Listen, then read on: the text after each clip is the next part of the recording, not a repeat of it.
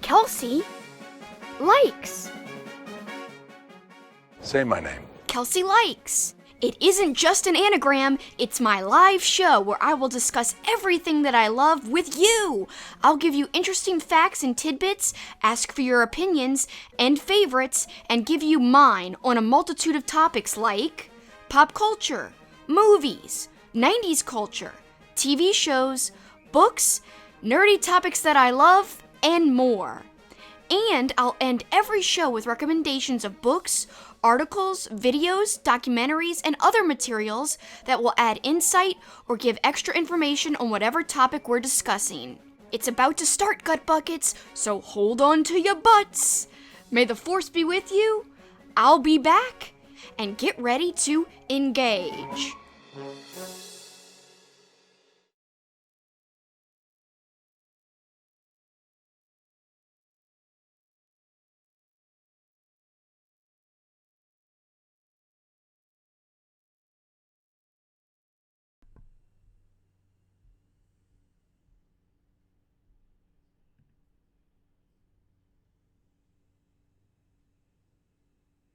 Dun dun dun dun dun dun dun! Hi everybody, it's Kelsi, formerly of Super Kicking It with Kelsi. I'm kind of rebranding a little bit and calling myself Kelsi Explains It All now. That's kind of like my new title of all my content. But this is a very special series to me. It's kind of like my sub-series underneath my brand called Kelsi Likes. It's an anagram of my name. So if you rearrange the name Kelsi, it spells likes. So Kelsi likes, and then literally you could put whatever I like behind it, and it could be like a topic or a series of topic videos. I really like that, and that's why I decided to do a whole series of these different Kelsi likes videos. And this one's all about 90s family movies, and I'm super pumped and excited to talk about these movies with you guys. It's a video literally almost a year and a half in the making because I was supposed to do it 8 months ago, but then I took a hiatus. So it's been kind of like a long time coming, but it's finally ready. And there's going to be multiple videos in this series. I'm super excited. This particular one is a countdown video about my top 10 favorite 90s family movies. And then some other videos in the series, I should say, will be, I'll go over my top 5 underrated 90s movies in a different stream, top 5 90s holiday movies, top 5 favorite VHS covers of 90s family movies, top 5 best underdog sports 90s family movies, top 5 animated 90s family movies, and that's non-Disney movies, and top 5 food scenes from 90s kid movies and family movies, and that is directly attributed to Nails, and Nails is in the chat right now. Thank you for that idea, Nails, because there's so many great food-related scenes in family movies that just makes you super hungry. I'll also be doing a top 5 terrible 90s kid movie parents. So, like, who are the worst parents in 90s kids movies? I've got Derek here in the chat. I see Derek. Hi. How you doing? Josh is here. I know I saw Good Guy Dave checking in. My great friend Catherine checking in. Thanks, Kat, for watching yet again. You're awesome. And Hail Strom Freak 79, thank you. Hoo Wooza, thank you for watching. Take Her Kids Back from the other day. Oh man, I'm so excited to see all of you guys. I really appreciate you guys tuning in. And to all of you watching but not in the chat, thank you so much for watching. It means a lot to me, and especially if it's your first time checking out my content. I am so excited to talk about 90s family movies, and I've done a lot of research. The very next stream, I talked about all those top 5 lists, which will happen in the future, but the very next stream after this one, that is 90s related, will be my 64 family movie poll, which basically pitted all these movies against each other, and people on Twitter voted to see which movie turned out on top, and people voted a certain movie to be the best 90s family movie. And we'll see which movie won when we get to that stream, and that'll be like one of my next streams. It might not be the very next one, but it'll be the one after. I'm thinking it's going to be next Thursday, but I might stream before then. So I'll keep you up to date on that on social media. Follow me at SuperKickingIt to just, like I said, keep up to date on everything that's going on. And that was a really cool series of polls, and they got a lot of votes on Twitter, and I'm super pumped that there was a lot of interaction and a lot of feedback, because that's always good. And so that one won't have a lot of facts. This one will have facts. And I just wanted to tell you about the poll, because if you guys don't see or hear me talk about your favorite 90s family movie, fret not, because I will probably talk about it on the next stream with the poll. Because again, it's 64 movies. That's a ton of movies. A movie you love will probably be mentioned in that stream. And then also we've got bonus polls as well, that were not included in the main poll, but like extra movies that weren't as popular. But I still wanted to do some fun polls with those little kind of lesser known films. All right, let's get into it. I want to show you guys my little title card here. Again, this is part of the series Kelsi likes 90s family movies. And you can see I did a whole little VHS effect on that graphic. I had a lot of fun making these graphics, and it's been a blast. So without further ado, let's get to the countdown list. But first, I do want to tell you guys my criteria before we get into the list, because you might be thinking, well, how did you rate these movies? How did you pick which one would beat other ones? Well, again, of course, everyone has their own personal preferences, and that did kind of factor into mine, I'll be honest. So here are some of the criterias I did. So I didn't use, like I said before, any animated Disney films, and I really didn't do many Disney films in general. There are a few here and there, but they're usually not very popular ones that I included in my list, or that were eligible for my list, I should say. And so, you have to be careful, because I don't want to overstep a stream I'm going to do in the future about Disney movies. If you put a Disney movie against other movies, it might automatically win. And I wanted the polls to be more fair, and I wanted to kind of highlight other family films that might not have been as popular as Disney films, let's say. But I still think these films that we're talking about are generally pretty popular. All right, so the criteria for ranking: the personal nostalgia factor for me, how quotable and rewatchable the movie is, and if the acting is interesting or good or bad.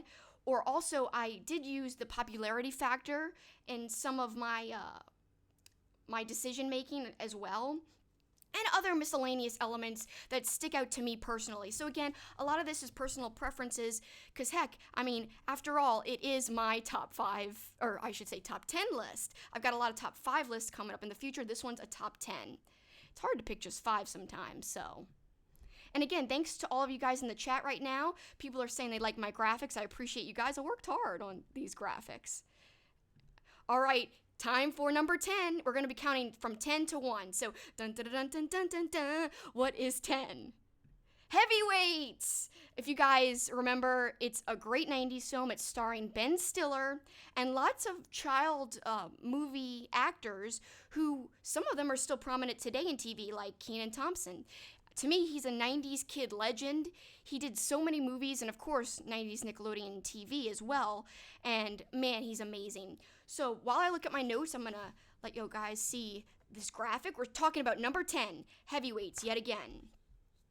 All right, so let's look at this. Here's some interesting figures here. All right, so Heavyweights came out in 1995, and somehow it has a 29% on Rotten Tomatoes, which, that doesn't really surprise me too much, because I've said this in my Free Willy stream on my YouTube channel. I did a whole 2 hours about Free Willy. If you guys love Free Willy, go to my channel, Super Kicking It with Kelsi, check that out. But as I said in that stream, 90s family movies are historically rated very low across the board. And that's just because, of course, it's really not made for critics. It's made for young kids and middle-aged kids as well, and families in general. So, of course, you're not talking about cinema gems like The Godfather or Goodfellas, or, even, I wouldn't even say, these movies aren't on the level of like E.T. or The Goonies even, but they're great. So yeah, Heavyweights got a 29% on Rotten Tomatoes and a 6.6 out of 10 on IMDb. And these figures are from about 8 months ago, but if I had to guess, these ratings probably have not fluctuated very much. So yes, lots of people love Heavyweights, and it might actually be higher on a lot of people's lists. For me, though, I didn't watch it as much as some other 90s movies that you'll see further down on my list. This one is just, I like to watch it every now and then, and it's very quotable, very ridiculous, and actually, it grossed $17 million, 689,177 worldwide, according to IMDb. And it got over 6 million on opening weekend. The director was Stephen Brill. He directed a few Adam Sandler movies after Heavyweights, including Little Nicky and Mr. Deeds. He also directed a recent Adam Sandler thing. It's called 100% Fresh TV special. He has more acting credits, though, than directing credits, and most of his acting credits are like little small roles, not huge roles. But he actually acted in all 3 Mighty Ducks movies as like characters I don't even recognize. So basically unimportant characters. In the first Mighty Ducks, he played a character called Frank Huddy, a celebrity at a party in the second Ducks movie, and an arcade attendant in the third Mighty Ducks movie. And again, like I said, it's mostly background roles. Good Guy Dave is saying he saw Heavyweights too many times in the chat here. Derek says this is another movie I'm going to have to look into getting because I'm guessing you haven't seen it. Taker Kid says Ben Stiller's parents are in it too, and yeah, I'm about to talk about that as well. They're awesome. Wooza says, don't know this film. Oh my god, you'll think it's so corny and ridiculous, but if you like Ben Stiller stuff, it's very on par with even Ben Stiller's more recent stuff. To me, it's just kind of definitely Ben Stiller-y, if that makes sense. Ben Stiller-ish, I guess you could say. It's kind of hard to use that as an adjective, but yes, it's very much in the vein of other Ben Stiller movies. All right, so here's some more tidbits about Heavyweights. Oh, and this is probably, this next set of notes is probably my favorite little tidbits about this movie. So, Paul Feig played Tim, and he's one of the camp counselors in the movie. Judd Apatow co-wrote and produced Heavyweights, and Apatow and Feig went on to work on one of my favorite on one of my favorite shows, Freaks and Geeks. And basically, that took place a few years after this movie, which aired for one season in 1999 through the year 2000. So isn't that a cool connection? So both Paul Feig and Judd Apatow worked together on Heavyweights. They had a great they had a great relationship. They had a great time on Heavyweights. In fact, if you buy the DVD of Heavyweights, there's plenty of great little behind-the-scenes facts that I love that I recommend getting the Blu-ray for sure. It's really good. And I think you guys will actually like it. Especially if you've seen it a billion times, why not get the Blu-ray and like get some behind the scenes little notes and things you've never known before. Yeah, Kat says she's never seen Heavyweights either, but yeah, it's pretty funny. It's a good time. It's like a feel-good 90s movie. You know, like I said, it's not any kind of cinema gem like Citizen Kane, but to me, it definitely holds a special place in my heart because it's just fun. And I know a lot of people on Twitter, especially when I was doing my polls, they love Heavyweights. There was a lot of Heavyweight love out there. So as I said, Ben Stiller is in the movie. He plays Tony Perkis. Ben Stiller later played a character called White Goodman. I hope I'm not going to fumble through this whole thing. I'm so sorry, guys. So White Goodman is a character he played in the movie Dodgeball. And this is funny here, okay? There are some funny fan theories out there, especially on Reddit, you can find it, that speculate that the character of Tony Perkis from Heavyweights is the same person as the character of White Goodman, but changed his name. Those theories speculate that basically Dodgeball is actually a sequel, an unofficial sequel to Heavyweights in this like crazy universe. And the theory actually honestly makes a lot of sense. And I'm going to eventually repost this stream on my YouTube channel. And when I do that, I'm going to put the link in the description. I'm also going to write a blog post kind of talking about some of this stuff in like a lesser form, and I'm going to include the stream video, and I'll put the links in that blog post as well. So if you guys want to read more about the fan theory that connects Dodgeball and Heavyweights, I'll put the link because it's ridiculous and pretty funny. And just some of the cool fan theories that some people come up with just really amuse me. But this one, like, some are so out there. This one's actually kind of plausible, honestly. And as someone mentioned in the chat, Ben Stiller's parents, Jerry Stiller and Ann, star alongside him in Heavyweights. They have a smaller role than Ben Stiller does, but they play the couple that basically owned the fat camp at the beginning of the movie. And basically it's the original owners, and the camp is called Camp Hope. and they're called the Bushkins. That's the family that they play. So both his parents also starred in another one of his films, Zoolander. And, Jerry Stiller had a bigger role in Zoolander.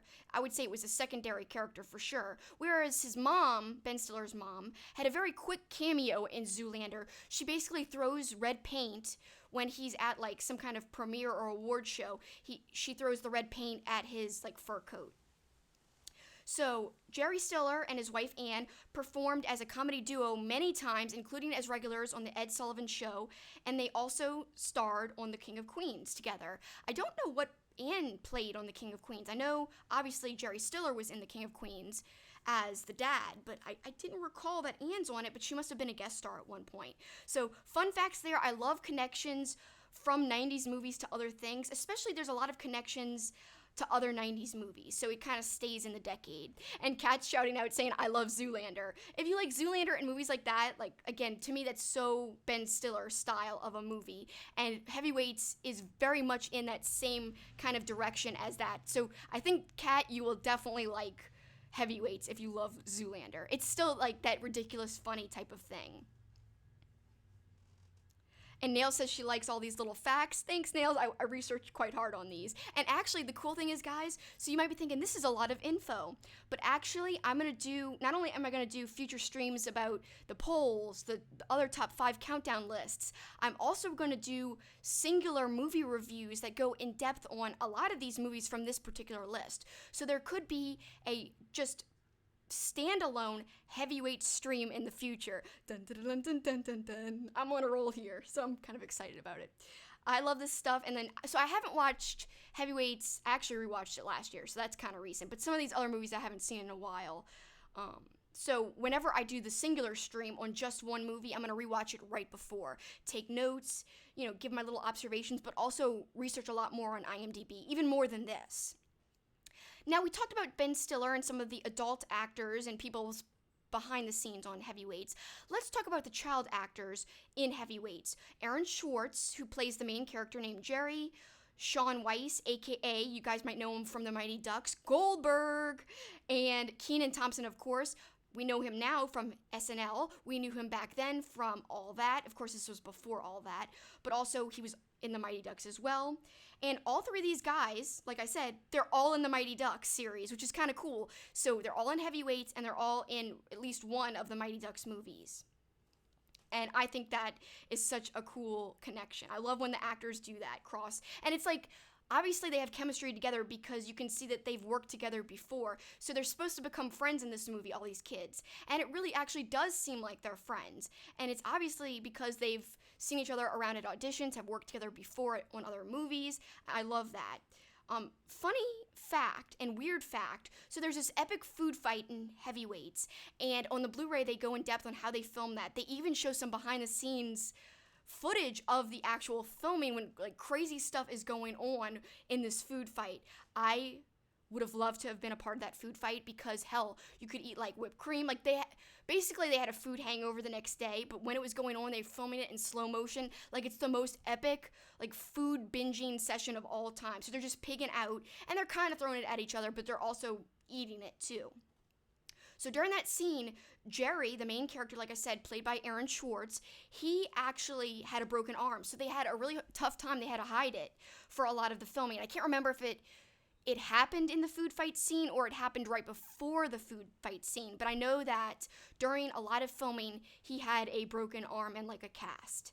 And I think that's kind of cool how they were able to hide that because I would have never known that. Now, I'm sure there's all these things you can read on IMDb where people point out, oh, here's a mistake, or, oh, if you pause this frame, you'll see like a little tiny tidbit, a little tiny little part of a cast there.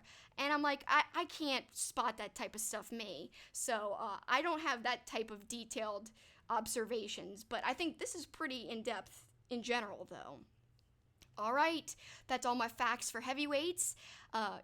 Again, I hope you guys who haven't seen Heavyweights like Kat and others in the chat, check it out. And please, find me on social media and let me know, comment, what you thought about the movie. I'd love to know your thoughts because it's always fun to compare movie notes with other people who either haven't seen the movie in a long time or haven't seen it at all. And Kat's saying she thinks Ben Stiller is terrific. You know, he is kind of silly in most movies, but he's serious in some films too. He's been doing more serious films in like the later part of his career, I've found. All right. And Nails is saying, you know, maybe I could do like a watch party for some of these movies too. If I'm going to do future reviews and standalone streams, and I'm going to rewatch the movie right before, I should do like a rewatching session where you could do like watch parties. I should start doing those. I just have to research a little bit more how to do them, but I'd be totally up for some watch parties. All right. Time for number 9. I should have done a drum roll sound effect, but I don't have one. Dun, dun, dun, dun, dun, dun, dun. And that's nothing like a drum roll. But here we go. Number 9. What is it? Blank check. I love blank check. It had to go, for me, it's better to me than Heavyweights. And I know a ton of people who would disagree. Because actually, like, if you look at the cinematic quality, it's definitely less well made than Heavyweights. But it's something about the nostalgia of that movie that, to me, I like it better than Heavyweights. Because I watched it more, and I have a lot of, like, inside jokes with old friends about lines in the movie that just make me laugh. So I'm going to show you guys the movie poster, and then I'll read you some of my notes, because I think I might have written down some of the quotes. But this is the movie I'm ready to do a review on right away, because I rewatched it like 8 months ago. I rewatched it in 2020 because I thought I was going to do this stream like 8 months ago, but I never did. So I was prepared, and I had watched Blank Check. However, I actually might rewatch it one more time, which is crazy because I just watched it, kind of, but I need a little bit of a refresher, because I looked at my notes that I took during the movie, and I couldn't understand what I was trying to say in some of them. I'm like, what the heck am I trying to say here? But anyway, that'll be the first movie that I review as a standalone. And I'm like ready to do that like in the next 2 weeks. So look out, that will be coming soon. But even though I'm going to do a standalone review, I'm still going to give you guys a little bit of fun little notes and behind the scenes facts right now. Let me just pull up the little movie poster. Here we go. As you can see, that's the main character on the cover there. His name is Preston, and I love the design of this cover, by the way. It's literally looks like a check, and there's like, it's signed right there. And I love that. It's such a cool, clever cover. Makes use of the title of the film, kind of. Some people might think that's corny, but I think it's clever, so that's just me. You know, we all might agree to disagree, but that's okay. Take Your Kid says, that's a blast from the past. It's got to be 15 years at least since I've seen this movie. Yeah, it's pretty crazy, and I will warn you guys, and this is something that I'm going to talk about in the review. Some parts of it don't hold up and are disturbing. Like, there's a grown adult woman who's like flirting with this kid in this movie. And it's like, what were they thinking? Why did they go this direction? It makes no sense. But honestly, there's still a lot of great, fun lines in the movie. And oh my God, all the stuff he buys with the money he gets, that's another reason why I love this movie. As a kid, there was nothing better than looking at what he had and wanting it. And you're like, oh my God, he has a water slide that literally goes from his second floor into the pool. I want that. So yeah, to me, like, stuff like that made this movie stick out for me personally. All right, so basically this was released in 1994, and get ready for this, guys. If you thought the Rotten Tomatoes rating for Heavyweights was bad, that was 29%. Blank Check's rated a 9% on Rotten Tomatoes. Oh my God, so bad.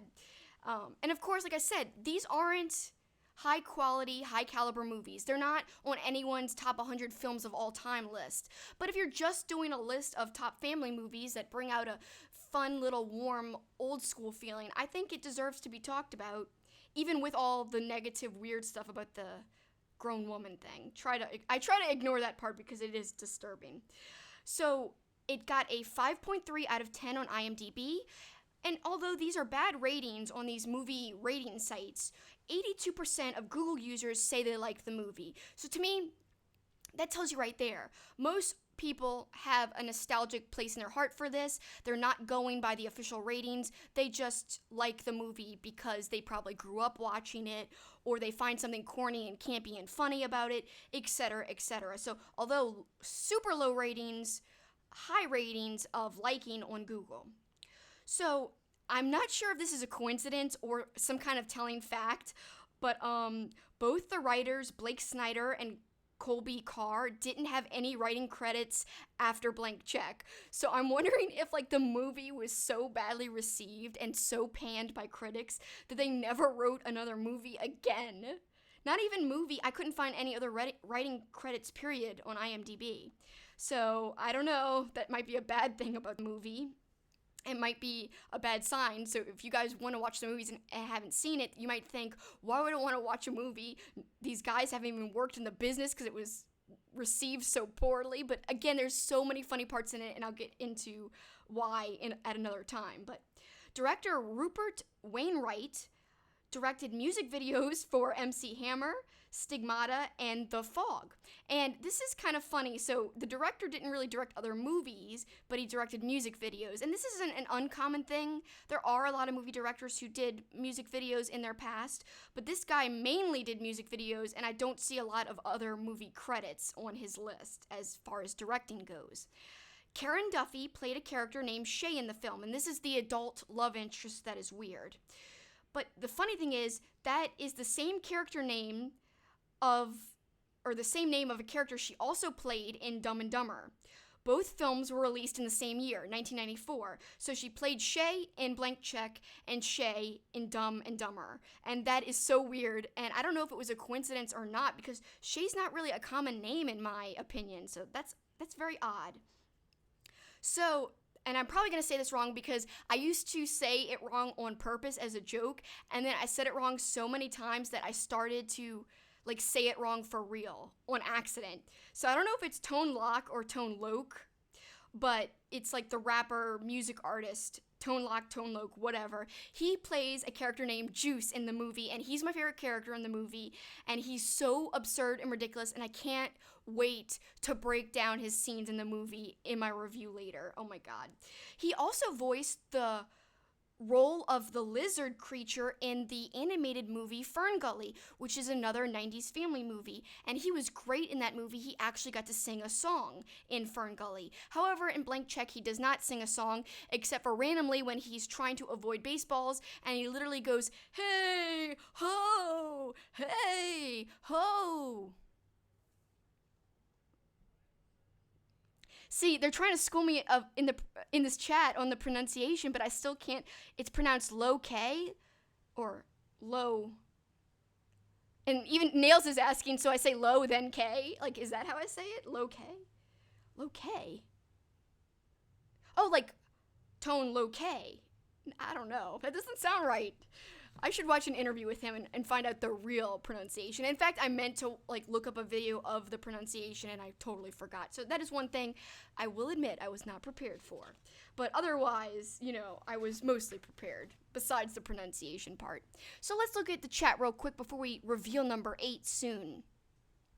And let's go back to our little list so that you guys can see the movies that we've revealed so far. Again, number 10 was Heavyweights, number 9 was Blank Check, which I just gave a whole bunch of tidbits about. Oh, it's Loc. I'm pretty sure Taker Kids tell me it's Loc. Okay, Loc. Yes, okay, Loc, not Lock. Okay, so Tone Loc. I hope I could pronounce it right in the future. But again, I've been saying it wrong for so long. It's like, I'm like, which way is the pretend way again?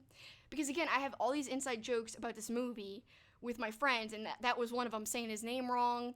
And there's this one great part where the bank manager, the kid Preston comes in, and the bank manager thinks he's the character Juice, and it's a close-up on his lips, and it goes, Juice? And the way he says Juice, I can't even do it now. It's so funny. It goes, Juice? And the kid goes, no thanks, I'm not thirsty. And he's all confused because he thinks the guy's name is Juice. The kid's name is Juice, but it's not. So that's how he ends up giving the kid money. And that's not really a spoiler because that's revealed like in the very beginning of the movie. Speaking of bad 90s parents, Blank Check had some bad parents. We'll talk about that on the future top 5 terrible parents list. And yeah, they're bad. They're terrible. Claus, aka Good Guy Dave, is saying Ferngully is awesome. It's one of my favorite animated movies ever. Not just a favorite 90s movie, but a favorite 90s 90s animated movie period and favorite animated movie period. Both categories it fits in as a favorite for me because it's just got some beautifully drawn backgrounds with like the forest and some really fun songs too. And of course, Tim Curry voices one of the roles in it. Of course, he's the main villain. And we will talk about Ferngully in the future as well. I'm so glad I'm not the only one with the pronunciation problems. I feel better now. All right. Oh, and Catherine said she's seen Ferngully, and I have too. It's wonderful. Like I said, one of my favorites. All right, let's get to revealing number 7. Again, I wish I had that drum roll here, but I don't. It's my one little thing I wish I would have. All right, dun dun dun dun dun dun dun. Number 8, Jumanji. I think I just said 7. It was gonna be 8, not 7, guys. I'm getting ahead of myself on the list. Jumanji is amazing, and oh my gosh, Robin Williams. Basically, if you had to pick one actor to me that defined like family movies in the 90s, I think it would be almost a toss-up. You could almost put them in a tie, Robin Williams and Tom Hanks. But really, I think Robin Williams beats out Tom Hanks a little bit because he did more family-oriented movies. And although, and this is a spoiler, Mrs. Doubtfire is in my 64 movie poll, even though, as I said in my last stream, because I was kind of talking about this a little bit, it's rated PG-13 and not PG, and I was trying to talk about movies that were mostly PG, aka family movies. But I really don't think Mrs. Doubtfire is that bad, and to me, I did consider it a type of family movie, so, you know, spoiler, it was in the 90s family movie poll, even though some Tom Hanks movies were not. Like, I didn't put Splash in the movie poll, I didn't put some other, I don't even think I put Big in the movie poll. And to me, you know, Mrs. Doubtfire was commercially successful, as was Big, but I almost thought Big was more mainstream, which I'm probably wrong on that. I'm sure they were both pretty mainstream, but I don't know. I justified it more in my head to include Mrs. Doubtfire over, and more of Robin Williams movies in general over Tom Hanks' stuff, even though I really love them both as actors a lot. And Josh is saying Hook is one of his all-time favorite Robin Williams movies, a great movie for sure. Nails was telling us last time she's really having a hard time watching Robin Williams movies because she's so bummed about his passing, and she can't even imagine him being sad.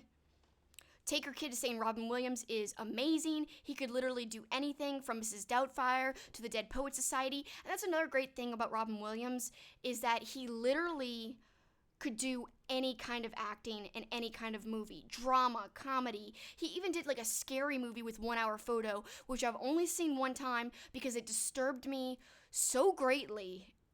It's not really like scary in the sense of like a slasher movie. It's more like, ooh, creepy and ooh, gross and ooh, disturbing. But like in a, I would say not a good way, because it's really, it's hard to watch, but in a way that's like a part of film history and is like a movie that you could say, oh my gosh, that's a movie that's kind of special and out there, but still, nonetheless, it's still really good. Even though it's like insane and like, I can't even. If you guys have seen it, I'm sure you know what I'm talking about. It's just like really, really creepy. But yeah, the point is, Robin Williams can literally do anything. And I know some people think he's over the top and too much. I know Paul, who might be able to hear me, he's not a huge Robin Williams fan because just he's like too animated. And I can see that. I can see how some people, he might not be some people's cup of tea. But me, I don't know. I guess I really like him. There's so many movies of his that I've enjoyed. Even Flubber, which is like a terrible 90s kids movie because the plot's kind of ridiculous. I mean, he falls in love with a robot, which is kind of strange. But I even like Flubber, I gotta say. And Nails is asking me, have I seen Jack? And I actually have not seen Robin Williams' movie Jack, and I have to. I think I've seen parts of it before, but I'm going to have to sit down and put that on my to-watch list as, like, one of the ones I should watch very soon, actually. Nails said she was genuinely scared during Jumanji. And actually, so Jumanji I just rewatched last week.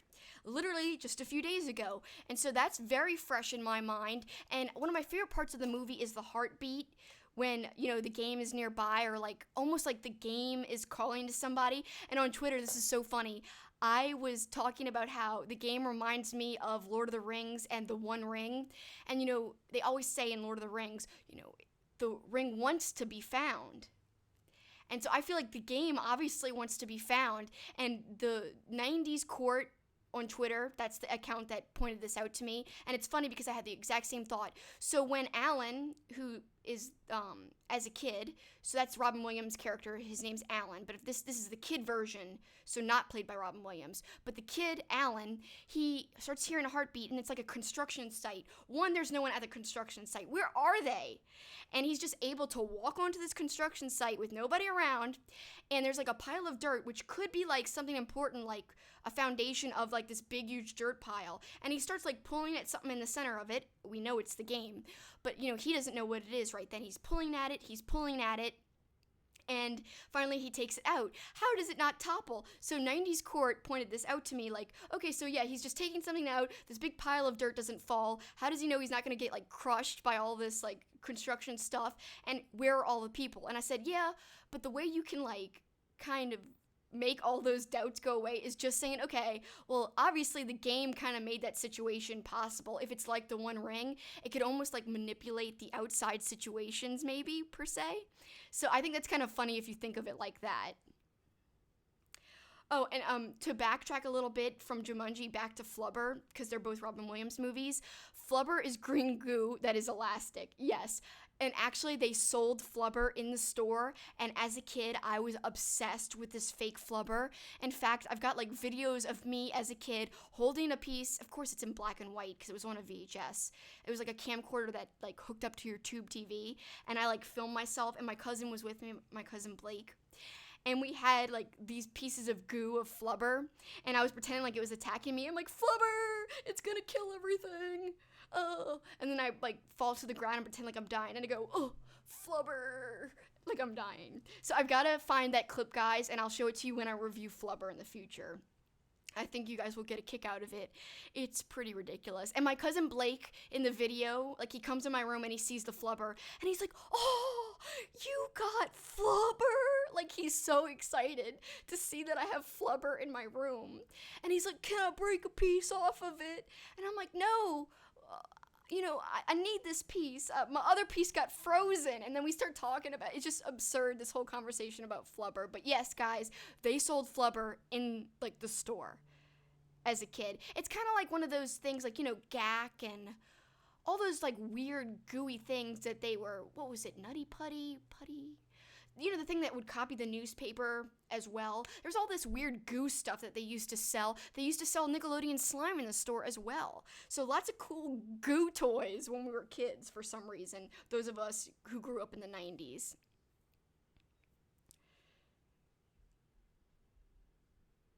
Nail says, going back to the Jumanji thing and the construction site and why is he going to the construction site and no one's there. She says, when you're a kid watching, you're like, go find out what that is, Alan. And then when you're an adult, you're thinking, why is this construction site not monitored by adequate security? I love that comment, Nails. That's funny. Oh, yes, Silly Putty, Kat says it's called. Yes, the other gooey stuff is Silly Putty that you would basically use it to copy like the newspaper print if you pressed hard enough. I used to love that stuff. Nail says, hashtag bring back goo.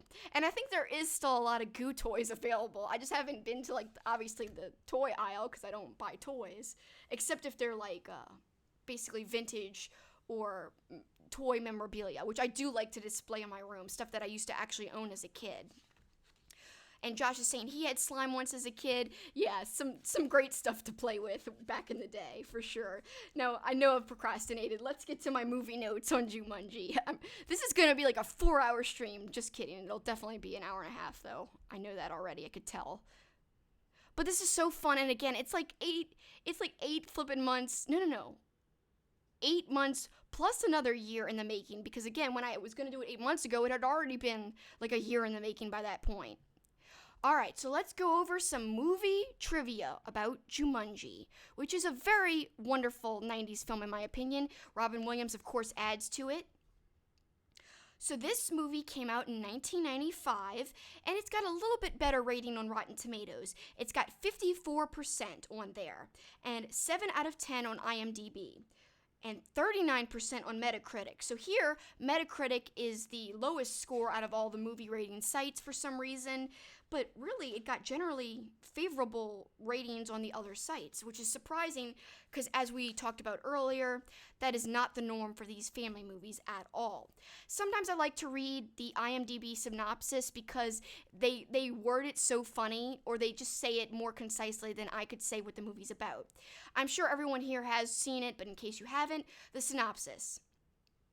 After being trapped in a jungle board game for 26 years, a man-child finally wins his release from it.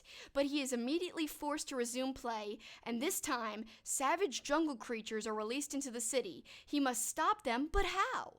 Written by Joshua Davis. And sometimes these are so funny, like I love how they call him a man-child. And you know what I found out by rewatching this, and I guess, again, this is like the adult mind working versus the kid mind. Alan Parrish, the character that Robin Williams plays, when he's a kid, he's kind of a jerk. He lets his father's employee take the fall for this shoe that Alan himself accidentally puts on a conveyor belt. He ruins the conveyor belt, and he ruins the shoe. So this is Carl Bentley's shoe, prototype of like basically a tennis shoe. So basically they're trying to say that he would have came up with a tennis shoe before Nike in the movie.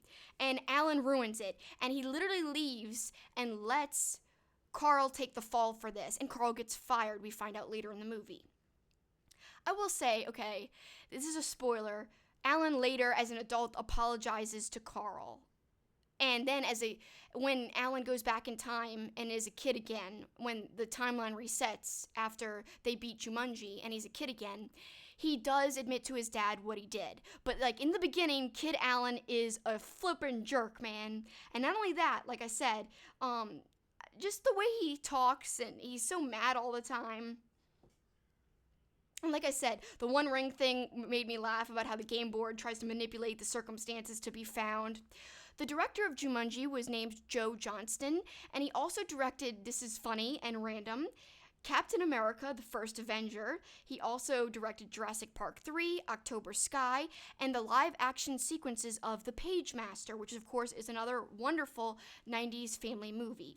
And he also directed Honey, I Shrunk the Kids, which I also love, with the wonderful Rick Moranis, who supposedly Rick Moranis is making movies again. How cool is that? He's been like out of the movie biz forever.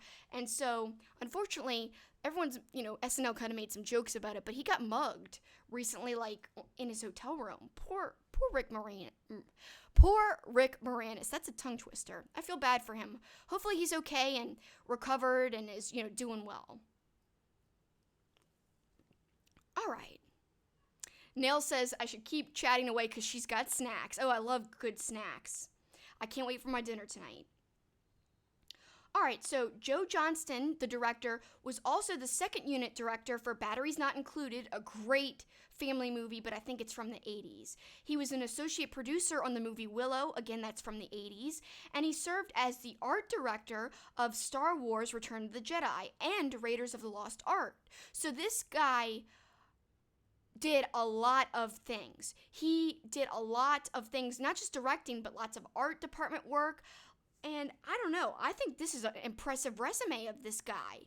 So no wonder Jumanji it's kind of universally more praised by critics, mostly. A lot of people still tear it apart, but especially if you're comparing the CGI to today, it's pretty bad. But for back in the day, it was amazing when you compare, what else was being released then. Like the monkeys are pretty funny looking in the movie, but overall I do think it is decent for the time period. And like I said, it stars the amazing Robin Williams, who, in my opinion, can be considered the most iconic 90s movie actor and a wonderful actor in general. And Jumanji's cumulative worldwide gross is reported to be $262 million. And you guys, this is kind of cool. The board game used in the film, it's sold on eBay for $60,000. Insane. There are 110 spaces on the board game, and MB Games made an actual for-purchase board game in 1996, and that board game that they made was re-released in 2018. Because, they are having Jumanji remakes that have been released recently, and I think they're even going to make more. I know one recent one just got released as well. actor Jonathan Hyde, who played the father, Sam Parrish, so that's Alan's father, who he gets in a big fight with in the beginning of the movie, who owns the shoe factory. He also played the hunter in the movie, Van Pelt. And okay, this is crazy, guys. I don't know why, but I literally never knew this or never noticed this until I rewatched it last week. I had no idea this hunter was also the father. It's only till I started listening to his voice and kind of looking at his face closer that I was like, oh my God, it's the same guy. I couldn't believe it was the same guy. But yeah, I mean, I'm sure you guys noticed it as kids even, but I didn't know. It kind of reminds me of, if you guys have ever seen Disney's animated Peter Pan, the father of, Wendy and the other kids, I can't even remember his name, but the father, the voice who plays the father, he also is the voice of Captain Hook. So that's kind of cool. It reminds me of this, where it's like the dad also plays the villain, and of course, I think in Alan's mind, I'm sure, in this, fake Jumanji world, it's on purpose, because at the time he's sucked into the board game, he is thinking of his father as a villain, because his father wants to send him to boarding school. So yeah, I think that was almost like Alan's psyche in the movie that kind of made the hunter look and resemble and actually be a version of his father, essentially. I don't know, all that's kind of cool to think about, and I guess it has some bigger meaning, and at least I think it does. So, and I do have to say, so that actor who played Sam Parrish, like I said, Jonathan Hyde, he also acted in The Mummy, Titanic, and Anaconda, which I also watched recently. It was a rewatch. I hadn't seen it in 10 years, and the CGI in that is so bad. Like, the Jumanji CGI is way better than Anaconda. Way better, and that's also 90s. So yeah, if you're even comparing it to 90s movies, this CGI is way better. And then, of course, he also starred in Richie Rich. So a nice little resume there, and a lot of 90s stuff specifically. All right, time to move on to number 7 for real this time. But first, before we do, let's take a look in the chat here. Oh, good. So the guy who attacked Rick Moranis got arrested. Thank God. I didn't think that they caught him. I'm glad, because that's just so sad. Why? Why? Why beat up Rick Moranis? He's a gem, a comedy gem. Especially after he hadn't worked in the field in so long, and all of a sudden he comes back and that happens to him. I mean, I'm sure he's thinking in his mind, what are the odds? I shouldn't have came back. Of course, Josh is shouting out other Rick Moranis movies, Ghostbusters, Little Giants. Yes, those films are incredible. Especially Little Giants, I think, is underrated as a 90s movie. Derek Stark is shouting out, heck yeah, I found Little Giants on DVD, haven't stopped watching it. I've got to rewatch it. It's been over 10 years since I've seen it. Catherine says her introduction to Rick Moranis was Strange Brew, which I've never seen, but I will check it out. I also really like him in the remake of Little Shop of Horrors. Very good. So let's see who else is talking in the chat here. And Derek's saying he also loved Ed O'Neill in Little Giants. Yes, he was incredible. And him and Rick Moranis had a lot of chemistry as rivals in that movie. And it's funny because I believe they play brothers, but they're still rivals. I like that a lot. And yet, Josh does talk about how he agrees they also had great chemistry. I'm not going to lose my voice this time. I got a cough drop. So excuse me, I have to have a cough drop in case I do not want to lose my voice again. I recorded another video last night, so you never know. It could be bad. Talking for an hour and a half yesterday. Talking for another hour and a half tonight, Thursday night, whatever. I've been hardcore lately. I've been doing everything. Excuse me while I chew. It's to preserve my voice. I'm so sorry. Feel free to partake in snacks as I'm doing this. Luckily, I heard that Twitch is more okay with types of stuff like this, like taking a break. I'm not going to leave my chair, of course, but chewing a cough drop, it's much needed. Alright, better.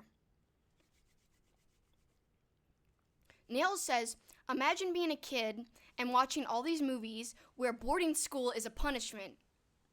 and always an awful place. But then your parents save up lots of money to send you to the best school. Yeah, like in Jumanji, let's say, Alan's parents are acting like it's a gift.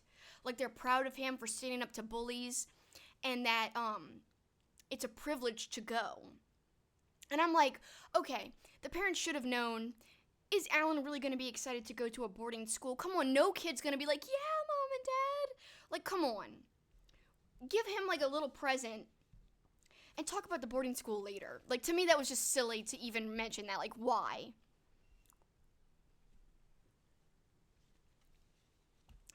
Good Guy David saying, I need water. Don't worry, I have water. I had water last time when I lost my voice. It's never happened ever before. Ever. And since I'm talking about all the videos I've been recording, one is coming out today on the Bell to Bells, and that's spelled Bell, B-E-L-L, 2, T-O, Bells, B-E-L-L-E-S. That's the YouTube channel. Just search on YouTube and you'll find their channel. I'm releasing a video with them, and it's all about Seinfeld. And I have a special wrestler who guest starred and talked about his favorite Seinfeld stuff on that video. I edited it last night. They have it, and I think they're going to release it today. And I haven't checked Twitter. For all I know, they might have released it just now. So keep an eye out for that. It's coming out either today or tomorrow at the latest. And if you like Seinfeld, which I assume you guys do because you like other 90s things, then you'll enjoy that stream too. Well, it's not really a stream because I did technically record it like it was a stream, but it was a pre-recorded video because I had to add the wrestlers' comments in. So I had to edit it. But I'm really excited for people to see that. Yay! All right, number 7. I'm excited about this one, and only one person will know when I say this. This will give it away to that one person, but nobody else will know. So my friend Good Guy Dave will be excited about my number 7 pick, and that might give it away for him. But for you guys who don't know, dun dun dun dun dun dun dun, number 7, the Pagemaster.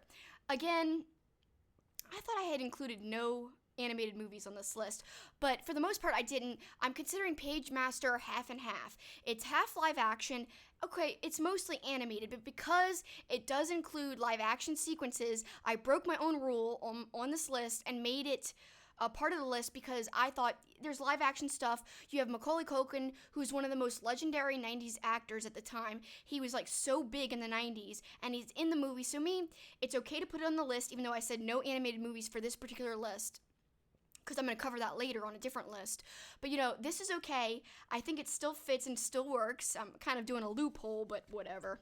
That's me. Whatever. It's just, that's how I roll, guys. Sorry. I really am sorry. Again, I love this movie. I think it's crazily underrated. It's got such a cool message. It really preaches, like, the adventures of reading and the good things about getting into reading. And the funny thing is, in the movie, Macaulay Culkin's character is afraid of literally everything. He's afraid of going outside, afraid of going into his treehouse, and the dad's like, I want you to experience more. And it isn't until he gets literally into the books at the library that he becomes more adventurous and more brave. So, funnily enough, usually reading a book is kind of like an introvert thing. People who are introverts like that. And in the movie, that character that Macaulay plays is an introvert, but he becomes kind of more of an extrovert after kind of getting sucked into books and discovering, how much he loves books. So I just think it's funny how they kind of work that into the plot. It's really not what you usually think of when you think of reading. But when you really think about what reading provides, it does provide adventure and an escape and allows you to experience things that you normally wouldn't. So it kind of does fit with the theme of the movie, in my opinion. Alright, so let's go into the trivia on that. And Pagemaster was released in 1994, so a lot of earlier 90s movies on my list so far. Let's take a look at that DVD cover. And this, I will say, this is kind of like a newer cover. If you look at the VHS, which I think I happen to have somewhere. Do I have it with me right now? I might show the VHS later on a different stream, but the VHS cover looks different than this. But you do see this image floating around online for the movie as well.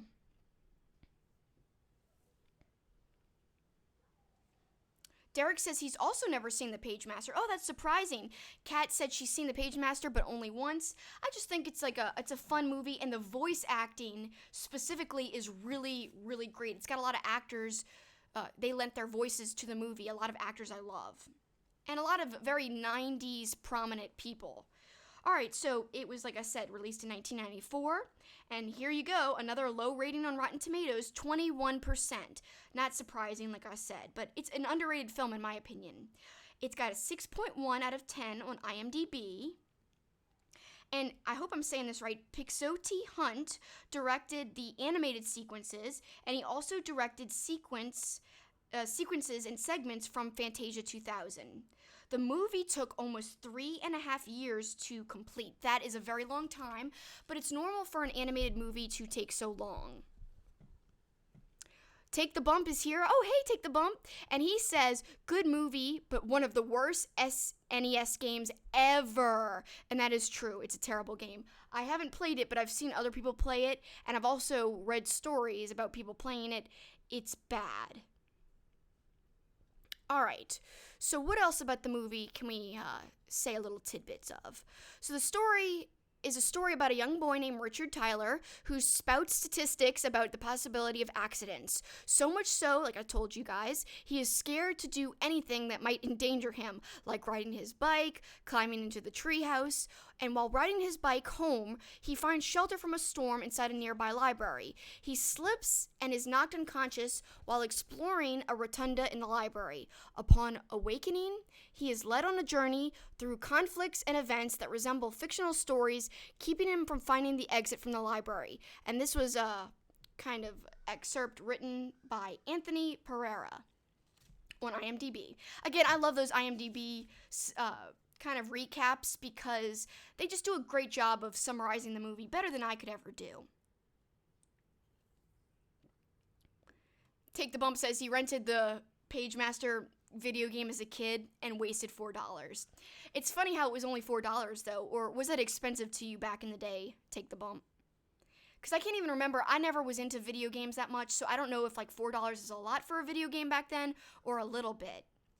And I have nothing to compare it to like today. I know a lot of people just download games today, so there's like, I guess, no game rentals. I really don't know how any of that works, so I really don't know how to compare it, but $4 seems like a deal, but I'm sure in the 90s it felt like more.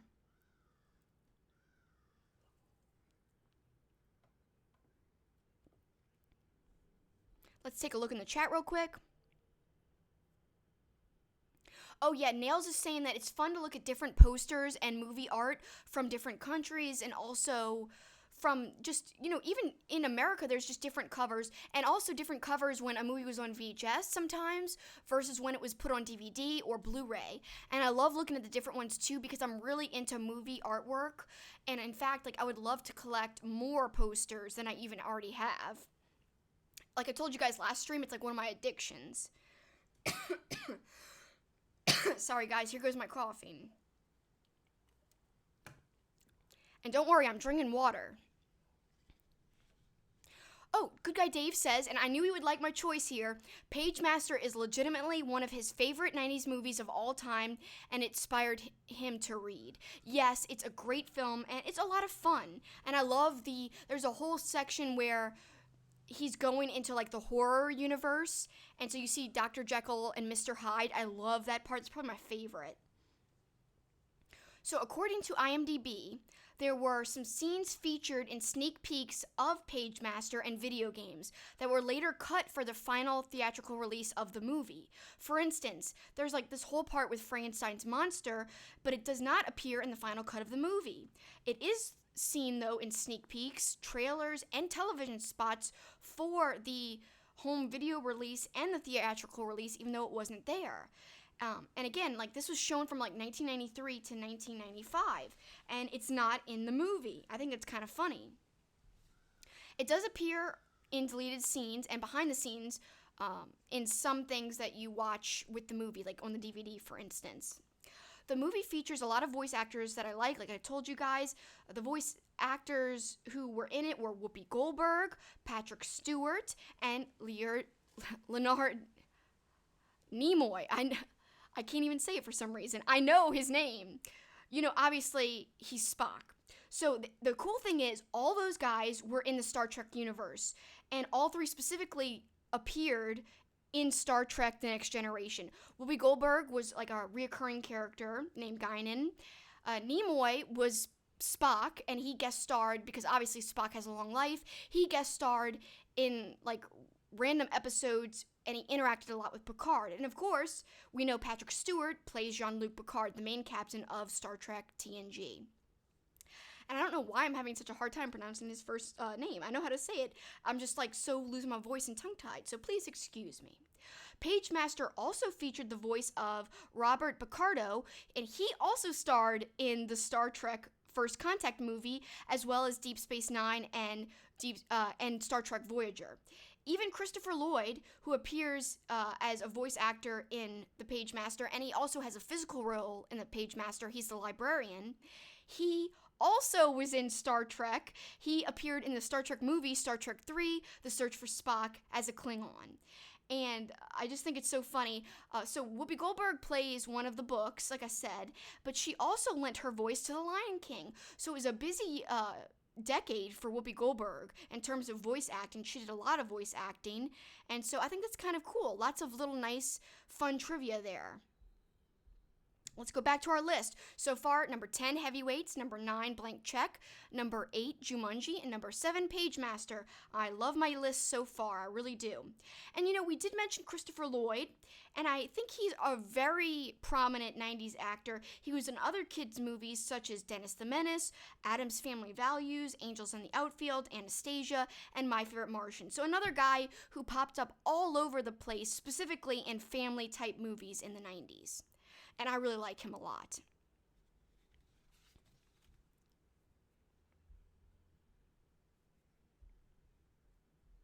Alright, I'm just catching up in the chat real quick before we reveal number 6. Again, I've got like, once we get into like kind of 6 and below, I don't have as many notes. And that's because I'm definitely doing standalone videos of like, I think definitely 5 through 1, but maybe even 6 through 1. All right, dun dun dun dun dun dun dun. This is a lot of people's favorite. Space Jam, come on and slam, and welcome to the jam. Come on and slam, if you want to jam. Slam, jam, da da da. Okay, that's my little version of Space Jam song. Ridiculous, absurd. If you guys are longtime listeners of my content, you know that I spoofed the whole song and made it wrestling related, and I called it Space Slam. And there is a recorded version of the whole song somewhere, I just don't know where it is. But yeah, it's ridiculous and absurd, and I can't believe I did it. It's very hard to rhyme wrestling words with other words that like would go to the tune of that song, but I did it. I can't believe I did it.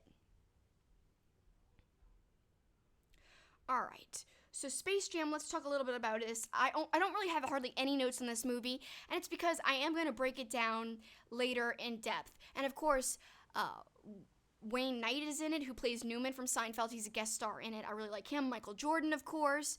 We've got some great stuff with the Looney Tunes, which I really love. I love the villains, the Monstars. It's just, there's so many iconic stuff, and my favorite kind of minor role in the movie, Bill Murray plays Bill Murray, and he's friends with Michael Jordan in the movie, and it's amazing. His comedy is on point. He steals every scene he's in, and he's not in a lot of scenes, so that just tells you how wonderful Bill Murray is. And you guys know, if you've been friends with me a long time, I am obsessed with Bill Murray. He's my favorite actor ever. So yeah, I think Space Jam actually would not be like this good of a position on the list, but because of Bill Murray, which he's not even, like I said, in it that much, but because of that, it's like in a better place on the list. So guys, in the chat, drop reasons why you like any of these movies that I've listed so far, especially Space Jam, because I don't have a lot to add about Space Jam. But before we talk about the ratings, let me pull up the poster. Here we go, of course, classic. You see Bugs Bunny, Michael Jordan. They did all kinds of Space Jam related commercials in the 90s. And like that's another thing, when I review this movie, I've got tons of pictures of like McDonald's toys that came out during the run of this movie. I have a whole bunch of examples of commercials, which I don't think I can show that on Twitch, so I better be careful. I don't want to get taken down or anything, so I might not show the commercials, but there's plenty of specifically Space Jam merch and toys from the 90s that I found lots of examples of online. I'm sure I owned some McDonald's toys that were Space Jam related, but I don't know if I bought a specific toy like from Walmart or any other store that was Space Jam themed.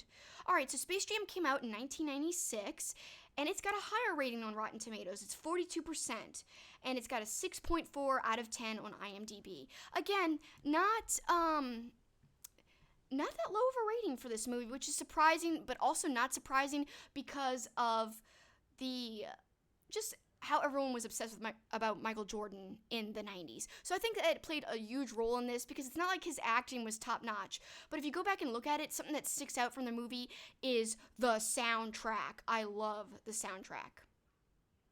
Take the Bump says, I don't love Space Jam, I don't dislike it, it's aight. Yeah, I mean, I really like it because of Bill Murray, but other than that, like, and I do really love the basketball game at the end. I think that part goes so quick.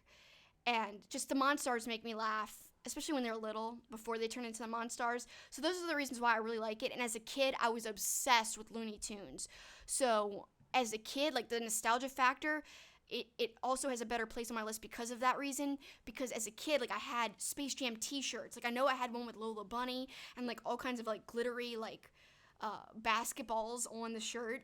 Totally 90s. I'm sure I have a picture of me wearing it somewhere. I think I got it for Christmas in the 90s. So that's pretty cool. I love old 90s merch and t-shirts. Sometimes there's just so many cool ones that you find or discover that you owned from looking at old pictures. Oh my gosh. And Josh agrees with me. The soundtrack to the movie is amazing. Let's see what else. What About Bob is a great movie, says Hoo Hoo Wooza. And yes, I love What About Bob. In fact, it's a really underrated Bill Murray movie. I was just saying that to my friend the other day. Not a lot of people shout out What About Bob at all, but I love the whole, what if my bladder explodes part? That part's great. So, that's such a good movie. Bill Murray is amazing. He's a legend. And like I said, just him in this movie is gold when he's like, at the very end, go Bulls! Like, and he's like almost crying because he figures out that he's got no chance to actually play in the NBA now that the real players are back and they've got their talent back. He's got no chance at all, and so he's like crying about it too. Plus Larry Bird's in it, so that's kind of neat as well, and he's a legend too. So I think that's kind of a cool cameo, and it also makes sense because he really did play golf with Michael Jordan. So I love all like the little instances of reality in the movie. Like, it follows Michael Jordan's career and his like comeback out of retirement. So I love all the weaving in and out of his actual life that they put in the movie. It kind of makes you, as a kid, when you're watching it, like think that it could have been real. Because they used so many real things in the movie. It was like part biopic in a way. Very little, obviously. Like the beginning with the montage and stuff. And the end, like, with like, oh, he's coming back to the Bulls. But like in between, of course, that's totally unrealistic. They're not going to be aliens coming and stealing basketball players' talent and all that. By the way, they're doing a new Space Jam. I don't know how to feel. I don't know how to feel. I really don't. I don't know. It's just like kind of weird because it's like, it's legendary, the original. Why redo it? But, I guess kids today, they don't like, they know who Michael Jordan is, but they look up to people like, the basketball stars of today. So that's why I think they want to make a new version, but I don't know. I don't think it's needed. It's just amazing the way it is. Plus, Looney Tunes will be drawn even weirder in the new version. Because animation today is just a lot different than, like, back in the day. It's just way more crisp, way more clean. And I'm not sure I like that, to be honest. I like the hand-drawn look. Which, even Space Jam didn't have the hand-drawn look at all. When you watch it on DVD or Blu-ray, I have it on Blu-ray, it's very crisp, very, too crisp. In fact, do I have it? I thought I pulled it out. Every DVD I thought I had put aside, I didn't. I put ones that I didn't remember I pulled. Alright. I'll show the Space Jam DVD another day when I analyze it in depth.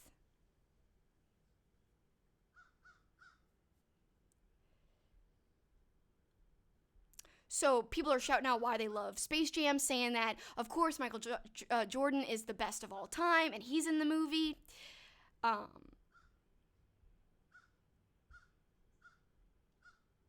I am going to do another show about great movie soundtracks, and I'm going to have to break it up by, like, decade, or maybe even genre. Like, okay, great 90s family movies soundtracks, or great 90s animated TV theme songs. Like, I know I'm going to do a TV theme song one, but there's so many amazing theme songs. And, like, you have to separate cartoon theme songs from live action because there's just so many good ones. And then also game show TV theme songs. To me, there's a ton of good ones of those, too. So, yeah, along with all that TV stuff I'm referencing, Space Jam 2 had a great musical soundtrack. And, like, obviously everyone knows I Believe I Can Fly. That was like everywhere. I remember going to the skating ring in the 90s because that was a big thing, as people going skating, and that was playing everywhere. Like, you would always hear it every time you went. Like, and there was always birthday parties at skating rinks. So that's when I would see it. That's when I would hear it, especially in those skating rinks, and like you'd be like, oh, but it's hard to skate to because it's kind of like a slow song. So I never liked it at the skating ring, like, play something else. That's what I would always say. Not that anyone would listen, but that's what I would think. People are talking about crazy stuff in the chat here. Oh, they're talking about Scrooged, which I am going to watch as part of my Christmas marathon coming up. I've got horror movies on the marathon, and I've got regular movies on the marathon, and I'm going to be talking to Catherine in the chat right now about Christmas movies, and I'll be talking to my friend Nathan, too, about 90s, not 90s, I'm getting mixed up with everything, about Christmas movies, and also, me and Nathan are going to talk about Christmas songs, too. I'm very excited about that. That'll be a lot of fun, especially the song part, because, I don't know, I really like Christmas music quite a lot. Like, I have a Halloween music playlist, but people don't know that I also really dig Christmas. People are just like, oh, Kelsi loves Halloween. But no, my dad's kind of obsessed with Christmas. He actually decorated for Christmas more years in our lives than Halloween. And he did it for many, many years in a row, and he did it to the extreme sooner than he did Halloween to the extreme in terms of decoration. So yeah, as much as I talk about my family loving Halloween and us throwing a party, he used to throw, I should say, because he doesn't throw it anymore, a giant Christmas party and decorates and goes all out. So he loves Christmas too, and so do I. And there's a ton of great, not only Christmas music that's like general, but there's also like great Christmas music from movies, 90s movies especially. We'll talk about that another day, because yeah, there's a lot to delve into there. And yeah, again, Scrooge, I can't wait to see it again. It's been like years. And, you know, the thing is, like, Take the Bump is talking about the thing, is it a Christmas movie or not? It does have snow in it. You can technically watch it during Christmas time. I put it on my horror list, though, for next Halloween. So it's like, I either have to take it off that list for next Halloween and put it on my Christmas list. I have to choose between which list it's going on. It's either going on 2021 Halloween marathon list or 2020 Christmas marathon list. So I've got to make a decision, and I hate making decisions, and I'm bad at it. So bad. So let's go to number 5 here. Josh is saying Charlie Brown Christmas is a tradition. Yes. Such a classic movie. We know Kat loves the Peanuts, so I'm definitely watching that this year for sure. All right, let's go. Dun, dun, dun, dun. Number 5. Hook. Hook. Hook. Give him the hook. Hook. Hook. Give him the hook. Hook. Hook. Tons of production problems, by the way, guys, if you guys didn't know. There's all these horror stories. Speaking of horror movies, there's horror stories about the making of this normal movie, non-horror movie, but there's all kinds of crazy stuff happening behind the scenes on the movie Hook. Just like, for some reason, no one got along with Julia Roberts. I don't know what was going on there. I love the movie. I think it doesn't get enough love because it actually like kind of bombed when it was released. Steven Spielberg has long said he's not happy with it, and it was a big thing he wanted to make, but he wasn't happy with it. I love it. I think there's a lot of things to like about it. And of course, the wonderful Robin Williams is in this movie again. And that's a big theme in good 90s movies. I think Robin Williams makes appearance in a lot of them. So this is one I did pull the DVD for. Hook, hook, give him the hook, hook, hook, give him the hook. And of course, it's the scene where Captain Hook's coming down like the red carpet, and like all the pirates are like chanting hook, and they're doing like this little hook thing. Hook, hook, give him the hook. I love that. So yeah, I really like that movie. Except yeah, some people might think it's too long or kind of corny, which it kind of is. Some parts are ridiculous. I just have like a childhood love of that movie. Again, I don't have many notes for this one because I'm definitely going to review it as a standalone. And let's go to the movie poster, which looks like the DVD I just held up, so it's kind of repetitive. But it was released in 1991, so barely 90s. It's at the very beginning of the 90s decade. It got a 26% on Rotten Tomatoes and a 6.8 out of 10 on IMDb. So terrible on Rotten Tomatoes, but it did decent on IMDb. And I'm sure if you went and looked at the Google users who like it, I'm sure it'll be higher. Kat says she thinks she has Hook on VHS. I know I have it on VHS somewhere at home. It's probably in the attic at her house. Nail says she's never noticed that it was too long, and I have the DVD here, so let's see. It says it's 142 minutes, so wow, that is over 2 hours. So yeah, I didn't even realize it was that long. So damn. I know there's parts that they could cut off. That's for sure. I do agree with that. They probably could have tightened the movie up. But, I don't know. I just kind of like the food fight scene a lot in The Lost Boys and Rufio. To me, honestly, I think maybe the character of Rufio and how everyone's like, Rufio, Rufio, Rufy. Oh, I think that might like put it over the top for me and give it a better rating than I would normally have given it. But because of like the whole Rufio thing and just how it was kind of like a big thing with me and friends to be like Rufio,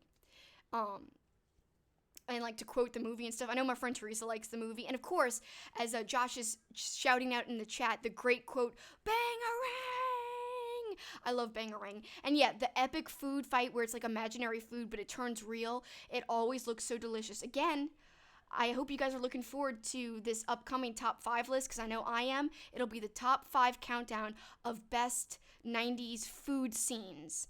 It's going to be a lot of fun. And again, it's family movie food scenes, not like general 90s movies, but family movie food scenes. And it should be a lot of fun to talk about, so I'm pumped about it for sure. I really appreciate all you guys hanging with me. I know it's a long stream, and here comes Jackson. Barking up a storm. What are you barking about? Oh, my. Oh, sorry, guys. Oh, my God. He's barking at something in the backyard, so I'm so sorry. I'll try to get him to make an appearance, because there's not that many cords in the way today, so maybe he'll pop in. Paul is going to investigate why he's barking. Nails says the Lost Boys from Hook were all so cute. As a kid, she wanted to be their friend. She said she wanted to be a Lost Boy, not like Tinkerbell. Yeah, like the Lost Boys were so cool. Like I do actually kind of remember playing Lost Boys with my cousin Dana, because they were just so fun, and like they could live in like tree houses and do whatever they wanted. And Tinkerbell just had like a tiny like flippin' birdhouse. Like I wouldn't want to live in her house at all, even though I guess for her it was big. But whatever, I just thought, no, that's kind of shabby. Whereas literally like the Lost Boys are jumping into piles of goo. Of course, here comes another goo themed thing. There's goo looking pies in the movie. There's like, they're pies and they're blue and white. And there's like a puddle of paint or goo that they put so that Peter, aka Robin Williams, can practice flying and not get hurt when he falls. So yeah. Do you want to make an appearance, Jackson? You want to come here? All right, be gentle. Oh, jeez. I can never get you. Come over here. Here he comes, guys. I'm going to lift you. All right. There. Jackson. Jackson, Jackson. Say hi, Jax. Look over there. He's wagons. There you go. All right. Now go barks or do somethings. Back it up, back it up. All right. All right, guys, sorry. There's Jackson for all of you pup lovers. Hopefully I didn't unplug anything. Guys, tell me if something sounds bad.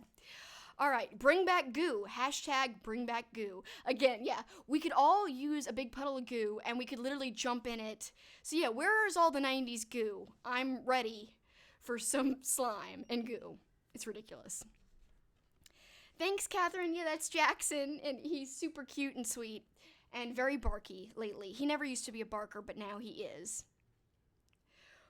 Nail says, when you're an affiliate, let's get Jackson an emote. Yeah, I don't even understand emotes, so you guys gotta, like, explain what to do. So, like, in the future, when I get there, yes, I'm all up for making one of him, but I don't know how. So, like, yeah, I'll figure it out. I'll research it. We'll make it happen. And yes, Jackson is a good boy. He really is. And maybe he's howling because he likes Hook, Kat said. Yeah, he was howling, and howling Hook, it's got that nice alliteration there. So maybe he knew what we were talking about, and he's like, "Ooh, Hook." So, all right, that's number 5, guys, and let's take a look back at the list. As you see on your screen, Heavyweights, Blank Check, Jumanji, The Pagemaster, Space Jam, and Hook. The only really, thing that you could say that these movies have in common is, again, obviously 2 of them have Robin Williams in it so far. That's, the big thing in common so far. So, yeah, Hook, we will do a whole stream about it in the future, a long way away. Because I've got so many streams planned. I've got a horror movie stream where I'm going to go into depth about what I watched this year. And of course, I want you guys to look at my Zoom convo with Kat that we did. It's on my YouTube channel, Super Kicking It with Kelsi, Kelsi. Plus, I've got a whole bunch of other stuff planned, 80s stuff, Karate Kid versus Rocky. You got to choose one. And I'm going to put that on a vote, Twitter poll vote. We'll see. We'll see how people choose. It'll be hard for me to even choose. Exactly. Hook has Dante Basco. I don't even know if I'm saying that right. Again, you guys know I'm bad at pronunciation, so forgive me. Therefore, because of Dante, Take the Bump has to like Hook. And I agree because Hook is awesome in my opinion. I know we had people in the chat who woos us saying that he did not like Hook. That's okay. It's all okay, guys, because if we agree to disagree, that's fine, as long as we're respectful about our opinions, and that's what I love. We could all have conversations and in-depth analysis as long as we're all respectful and friendly to each other. So there's no problem with someone not liking a movie. All right, number 4, we're getting closer to 1 here. Dun dun dun dun dun dun dun. Mrs. Doubtfire. Hello, dearie. I usually do a better hello. But because, I just did a Seinfeld stream yesterday, so in my head, because Mrs. Doubtfire says hello, and Jerry says hello, so in my head now when I'm trying to do the Doubtfire, all I can hear and think of is hello, which is the Jerry hello with the stomach voice, so I can't even think of the Doubtfire hello right now. Hello! I can't even think of it now. I do it all the time. I literally quote this movie all the time. And again, I cheated by putting this on my list. It's PG-13. It's technically not a family movie. And so yes, it's here, even though it's not PG. It's PG-13. I don't care. I had to put it here. And I am not going to talk much about it because it's just so amazing. I could talk for 2 hours on it, and I probably will talk for hours on it when we review it as a standalone later. Again, the wonderful Robin Williams. It's released in 1994, and let's look at the ratings here. And let's also look at the poster. Here is the poster, and that's kind of standard that I've seen. I hear Jackson rustling around. Jackson, get out of those bags. Hey, Jackson, out of that bag. All right, sorry, guys. Here's the poster that I found that I think is more associated with the DVD cover. I'm not sure if the VHS cover was the same, but I know I've seen the DVD look like that. Jackson's getting scolded. Yes, Jax, listen, please. All right, so let's look at the ratings. So it has a 71% on Rotten Tomatoes. This is the highest rated family movie we've looked at so far. And again, you can argue the fact, is it really a family movie? I think it is. And it got a 6.8 out of 10 on IMDb. So not that much higher than the other movies on IMDb, but oh, I'm sorry, I read the wrong one. It got a 7 out of 10 on IMDb, but that's still not that much higher than the other movies on our list. Because if you look back, like I said, Hook got 6.8 out of 10 IMDb, Space Jam got 6.4, and Mrs. Doubtfire is not that much higher at 7 out of 10. That's surprising to me because it's one of the most popular movies on my list in terms of commercial success, and just everyone likes it. And I think that there's a great quote from it, and it's not the quote, everyone talks about the drive-by fruiting and the crabs. Oh, she's got the crabs, and I don't mean the Dungeness kind. Of course, it's not even the true quote. I thought for years he said, and not even the Dungeness kind, but he says, and not even Dungeness. He doesn't say the word kind on there, but whatevs. All right, so this is my favorite quote from Mrs. Doubtfire. I'm a hip old granny who can hip-hop, bebop, dance till you drop, and yo, I make a wicked cup of cocoa. And I always, exaggerate the cocoa part, because he doesn't say it like that at all. He's just like, I make a wicked cup of cocoa, but in like a womanly voice. I do it like insane, like I'm a bird or something. Cocoa. And I don't know. I do consider it a family movie to go back to the issue because I think a lot of people watched it before 13 years old. I think probably a lot of people watched it with their mom and dads, and I think overall a lot of families probably decided, hey, this is a movie we could all go see for the most part. If you were, I think, 8 years old or even 7 years old and older, I think it was probably okay for you to take your kids to see. Oh yeah, no meat!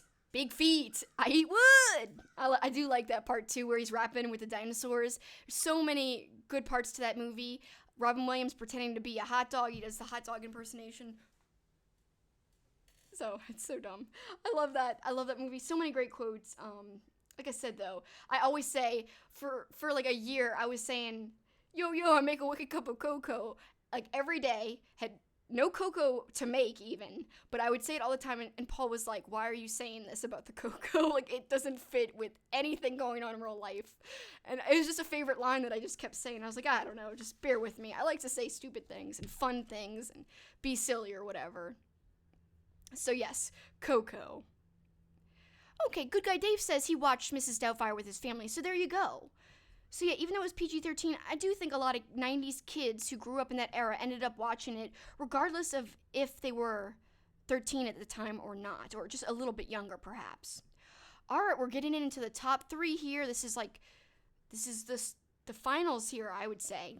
Top 3 is a big deal. Before we move on, let's just make sure no one else said anything else about Mrs. Doubtfire. Josh says Mrs. Doubtfire is awesome. And again, people are saying hello in the chat, but I can't even remember how to say it like Mrs. Doubtfire. I'm so sad.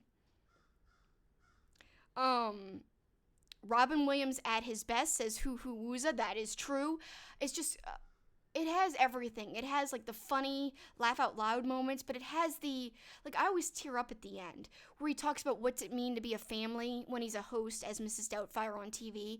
And also how much he loves his kids, and in the courtroom, like in the courtroom when the judge rules against him, you just get so mad at the judge. And even though he did like some crazy things, I think like, cause you know his heart and where his heart's at, as the audience watching, that you are like so PO'd at the judge and you're like, flip and let him see his kids. So yeah, that part I always like kind of got emotional about, more so now, because now I find I get more teary at movies than I ever did as like a kid or even a teenager or a young adult. Like now that I'm in my 30s, I don't know what it is. I'm getting a little teary at stuff, teary-eyed. I don't know. So I don't know why that is, but yeah, Robin Williams in Mrs. Doubtfire, it's definite feels for sure. And yeah, as Hoo Hoo Wooza says, you can cry with laughter and sadness in the movie. And I agree with that because yeah, there's so many funny parts that just make you want to cry as well. He's such a great actor. I miss him. It just sucks that we'll never see new movies with him anymore. But I do look forward to rewatching Mrs. Doubtfire. And like I said, I'd love to do a watch party with you guys. Let me research that. And if anyone has any information about watch parties, please send it my way on Twitter at SuperKickingIt so that I can like find out how to do it. All right, so that was Mrs. Doubtfire. Number 3, like I said, we're getting to the top 3 here. This is top tier 90s movies, at least for me. Of course, this is a personal list, so if you guys disagree, that's okay. And at the end of the list, why not shout out what you would have put for your list? That's fine. You could shout that out in the comments at any time. All right, Mighty Ducks. Quack, quack, quack, quack. I actually dressed as a Mighty Duck for Halloween. My dog Jackson was the referee. We got him a little referee shirt. And my boyfriend Paul was the opposing team, the Hawks. You could buy a Ducks jersey online. Very expensive, and it was like foreign. Like, it took like 2 months to arrive, and my mom had to sew it because it was huge. It was like more than a dress. I don't even know how you would describe it on me. Like, it went to the floor almost. She had to cut off so much of the material and like sew it back up. Luckily, my mom is really good at that stuff. So yeah, I love Mighty Ducks, and like I always liked it as a kid too. I remember I would rollerblade around my house trying to like recreate that part in Mighty Ducks 2 when they're like roller skating, like when they're practicing. and when they're trying to get the ducks back together with the duck call. So back to the Halloween costume, we had to make Paul's Hawks jersey, so I had to print out a logo and find it, which was hard to do, and I ironed it on. Like, you basically print out these sheets that you can iron onto a shirt. So we bought him like a blank jersey, ironed it on. We both had hockey sticks and knee pads, and I skated around my Halloween party in rollerblades, because again, the Mighty Ducks, yes, they skate on ice in Mighty Ducks 1 especially, but in 2, in the beginning, they're rollerblading when they're getting the gang back together. So yeah, the jersey I had was kind of like a gown, as Dave is saying at first. It was like so huge, but my mom made it fit good, and it was great. I had so much fun, and we pretended to play hockey at the party a little bit. It was awesome. We pretended to do a face-off. And so, yeah, all the Mighty Ducks movies, that's why it's so high on my list, too, because I actually enjoy watching them all. I will watch them in a row. I don't mind doing that, ever. And, like, there's very few movies, especially, like, kiddie movies like this or family movies, that the sequels are good at all. But the Mighty Ducks sequels are good. And they're more than just good, they're enjoyable. Like, so I really like Mighty Ducks, and Kat says she's never seen it. It is more of like a sports kids underdog movie, but it has some heart in it. And of course we see, I didn't put this in my notes, but the actor who played Pacey on Dawson's Creek, Joshua Jackson, also plays Charlie, the main character in the Mighty Ducks, the main kid. And it's so cool because in an episode of Dawson's Creek, they're like stuck in the library, so it's like almost like a spoof of The Breakfast Club, this particular episode. And I know this is like a corny 90s show, guys, but I love Dawson's Creek. It's like my big guilty pleasure show that I like and that I will always like.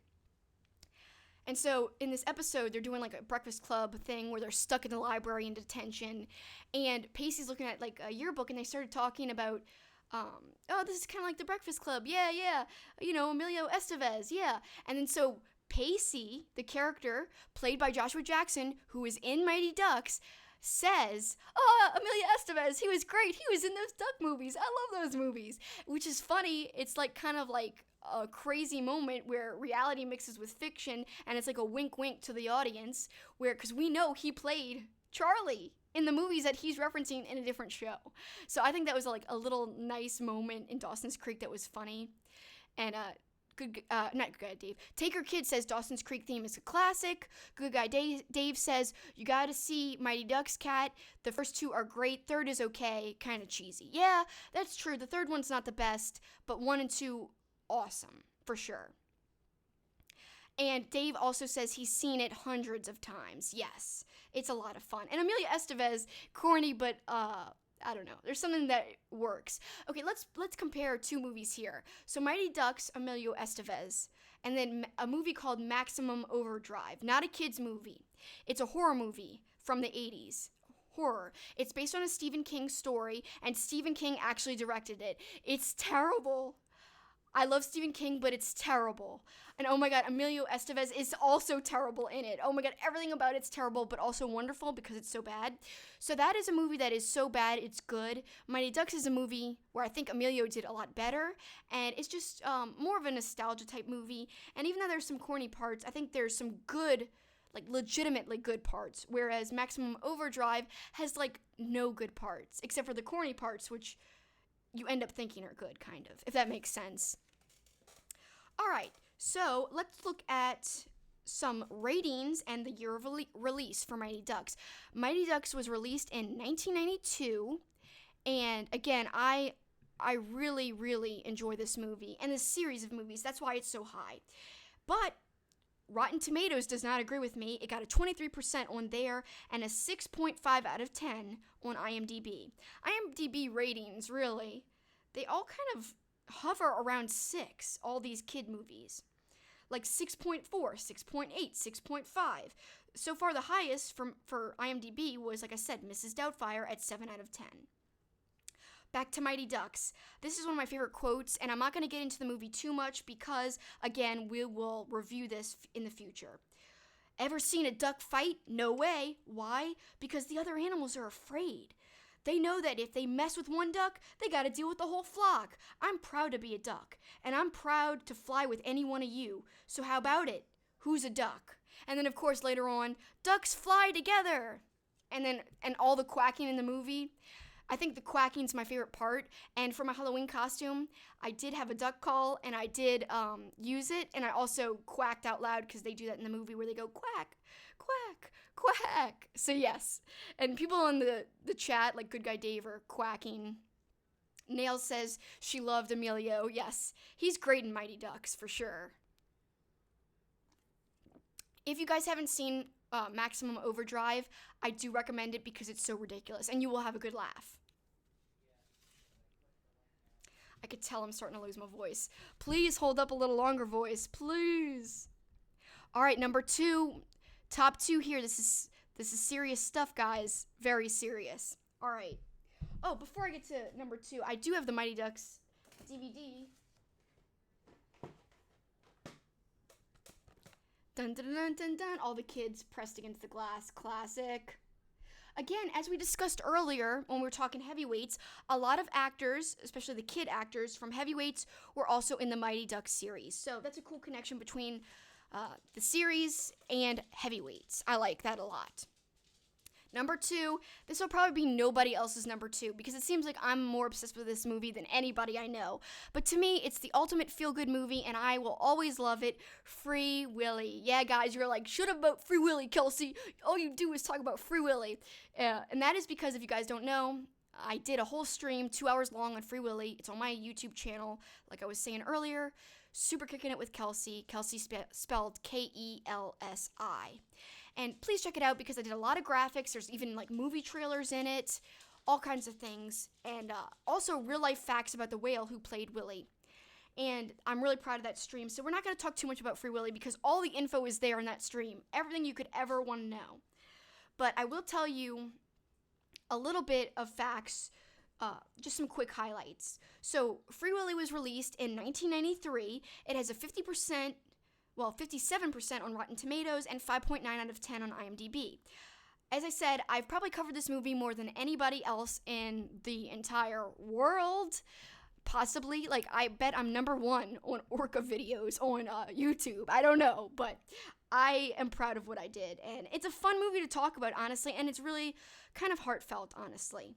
So, there's a whole video, like I said, talking about Free Willy. Willy was played by a real killer whale named Keiko, who was indeed actually freed after the movie was released. And basically, he was freed due to the movie because the movie was so popular. Kids started writing, "Please free Willy," and the producers and directors didn't want to leave Keiko in the condition he was in when they were filming because the real life tank you see in the movie Free Willy was his actual tank. And again, in the movie they talk about how it's too small and it's made for dolphins, and yet that was his real life living conditions. The real whale lived in that tank. It wasn't just written, "Oh, this is too small." It was too small. It's ridiculous. So thank God he was let go. Although it was very controversial. If you guys want to know more, check out that video on my YouTube. All right, so I also want to talk about how not only did they use a real whale, they did use animatronics. So there was no whale abuse going on, at least nothing that I can find in all of my research, and I did a lot of research. So let us look at the other, before I go to number 1, I do want to say what was popular in the 90s was animal movies. There was so many animal-related movies in the 90s, it'll blow your mind. I'm going to read a list real quick, and then we'll reveal number 1. Quick sip to rehydrate, because I'm getting all crazy and tongue-tied. Let's take a look at the chat before we look at the animal movies. Good Guy Dave, I love Free Willy. Free Willy is going to become an ongoing joke because I just keep talking about it over and over again. It's like, they'll almost say, "Oh, there Kelsi goes again. She's Free Willying," or something. And that'll be like me going on and on. It won't stop. That'll probably be the joke. And yes, Kat says, "Oh, Free Willy. Yeah, it's such a feel-good movie. I love it." And I think the kid actor in Free Willy, the kid who plays Jesse, he is one of the best kid actors, in my opinion, of a lot of 90s family movies. You know, the character can be a little bit annoying in the movie, but the actor brings out a lot of humanity in the character, and you do feel bad for him and really feel for him throughout times in the movie. And he had such a great chemistry with the real-life whale Keiko. Like, that chemistry, to me, as a kid, it came across. And I gotta say, out of like all the family movies on my list, even out of what will be number one, it'll be revealed soon, I've seen Free Willy probably the most, because I even watched it in college, like just to go to bed. I would put it on and like fall asleep, not pay attention. But I was comforted by just having it on. So yes, Good Guy Dave says Free Willy was inspirational and massively popular. No shame in having it as number 2. And let's look at some of the other animal movies. Homeward Bound, 1993. 101 Dalmatians, the live-action version, 1996. White Fang, about a wolf, 1991. Babe, 1995. Air Bud, 1997. I love Air Bud. Beethoven, with the cute dog, 1992. Mighty Joe Young, I don't have a year listed here. Monkey Trouble, 1994. Fly Away Home, underrated movie, 1996. Iron Will, 1994. Far From Home, A Yellow Dog Story, 1995. I love that movie. Dunstan Checks In, monkey movie, 1996. Gordy, 1995. The Amazing Panda Adventure, 1995. Flipper, 1996. And Andre, about the cute little seal, 1994. Lots of sea creatures, lots of monkeys, and lots of dogs. That's the theme I'm seeing here. So yeah, can you believe it? All those animal movies made in the 90s. It's a popular thing. They must have started thinking like, yeah, this can make money. I don't know. You throw a flippin' dog in there, it's gold for 90s kids. Nail says she's legit excited for number 1. I'm really happy to hear that. And I do think my number 1 won't be anybody else's number 1, but it means a lot to me, and I do think it's underrated. And I'll tell you, a lot of people are going to think my number 1 is something else, and I'll tell you why it isn't what you might think it might be. So here is number 1. Here we go. Drum roll. Dun dun dun dun dun dun dun. Of course, I don't have my graphic ready, though. That would help before the drum roll. Here we go. Dun dun dun. Dennis the Menace. And before, I'm going to just address this right now. You guys are going to think, why didn't you do Home Alone? Well, I excluded holiday movies, or else Home Alone would be my number 1. But I excluded holiday movies because we are going to be talking about the top 5 holiday movies. And so we're not even including any of that right now. No. So yes, I know it might seem random to you guys or like a lesser film, but Walter Matthau, amazing actor. One of my favorite actors, not in even family movies, but just period. Classic. Amazing. And yeah, people were probably not expecting this at all. So let us look at the movie poster so I can tell you guys some facts here. Hey, Mr. Wilson, says Josh. Yep, I love that. There's so many good quotes. It is from 1993. It is rated 28% on Rotten Tomatoes, and it has a 5.6 out of 10 rating on IMDb. They have a great musical theme for the villain, and the villain is played by Christopher Lloyd. Again, he's popping up again on our list. The music is composed by Jerry Goldsmith, who also composed so much music. He composed music for The Omen, which won him his only Academy Award for Best Original Score. He also composed all the music for the Star Trek films, as well as they used part of his score for one of the films for the theme song of The Next Generation. So yes, this is a great composer. A very well-known and very famous composer, and he randomly did the score for Dennis the Menace, and it's amazing. It's totally an underrated score, and the villain theme is do, do, do, do, do, do, do. I can't even do it justice at all.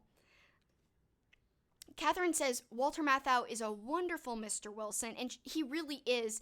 And I can't believe this movie doesn't get enough love. My dad is another person who loves this movie. And when I told him the rating, he was like, how could that be? It's so funny. He shoots the pill down Mr. Wilson's throat with a slingshot, and where Christopher Lloyd later is saying, you little worm. There's just so many inside jokes I have with that movie with other people. Hoo-hoo-hooza says, or hoo-hoo-wooza, I'm sorry, I keep saying it wrong. It's probably completely wrong anyway, the way I'm saying it right now.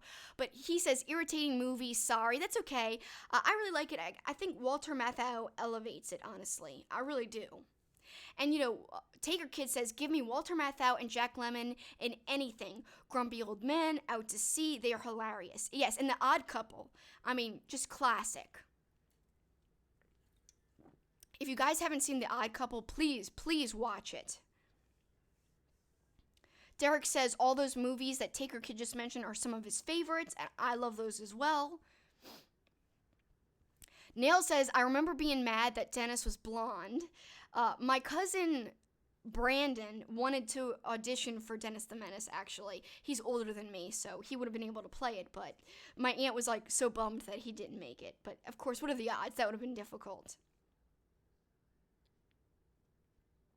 So, let's go to some facts and tidbits here. As I said, the composer is amazing. Jerry Goldsmith is a gem, and he did a lot of great work. And I didn't even tell you guys all of his great themes because I'm going to go in depth on this another day. This is funny, guys. So this movie was directed by a man named Nick Castle. If you're a horror fan, his name might sound familiar. And that is because he was the first guy to play the Shape, a.k.a. Michael Myers, in John Carpenter's original Halloween. Isn't that insane, guys? Oh my god. I know you might be thinking, what the hell? Nick Castle randomly was Michael Myers, and then he directed Dennis the Menace. Could that be two polar opposite things? I don't know. I don't think so. It's crazy. So I found that fascinating. I had no idea. I didn't ever pay attention to who directed it. So that was something I found out researching this that was fascinating. So Nick Castle also co-wrote Escape from New York with John Carpenter, and he also directed The Last Starfighter and Major Payne, which is a comedy a lot of people like. So, as I said, here's my full list, and Home Alone would have been number 1, but holiday movie had to exclude it. And quickly before I end, let's take a look at all the movies on the list here. Here they all of the 10 revealed. You could see them there. Great movies. All hold a special place in my heart. If you guys disagree or you would have put a different movie into the list, go ahead and drop it in the comments. And Catherine says, Walter Matthau and Jack Lemmon duo are fantastic. Love those movies, especially Grumpy Old Men. Yes, very good. And also, I do want to touch on some honorable mentions real quick, and then we'll be wrapping up. Josh says, nice list. Thanks so much. I hear a awesome show, Kelsi. Have to go. Thanks so much for watching. I appreciate you guys. And if anyone has to leave, that's okay. We're just going to do some quick honorable mentions here real quick. Mighty Morphin Power Rangers. I love the movie, but I like the show more, and that's why it's not on my list. We have Harriet the Spy. Underrated. The Parent Trap, the remake. I love that movie. Good Burger. I know some people are probably like, how could you not include Good Burger? But honestly, for me as a kid, I didn't like Good Burger that much. I liked it more as a young adult, actually. And also as a teenager, not really as a kid. So to be fair to my nostalgic preferences, I couldn't put Good Burger on the list. I had to put others that I liked more as a kid and that I quote more. And yeah, it's still a great movie though. I love Good Burger, period. Losing my voice again, I could tell. Cough drop is ready to go for afterwards because I'm not going to do it now. But that's my stream, guys. If you liked it, please share it with your friends who might like other 90s kids movies. And it was so much fun. I loved talking with you guys. I loved hearing your comments and opinions in the chat. And until next time, stay tuned because next time we'll talk about all those other top 5 lists and all that stuff. And I'm so appreciative of everyone in the chat. Thank you guys for sticking with me. Again, another hour plus stream, hour and a half plus. You guys rock. I love you guys. Thanks so much. Thanks, Kat. Thanks, Nails. Thanks, Good Guy and Dave. Thanks, Josh. Thanks, Take the Bump. And so many others. Derek, I can't name you all. I'm so sorry, but I love you all. Thank you. And again, I think my next one will be, what will my next one be? I don't know. There's so many options for the next stream, but I think it's going to be the polls. So stay tuned for that. It's coming very soon. Thanks, guys. That's it for me.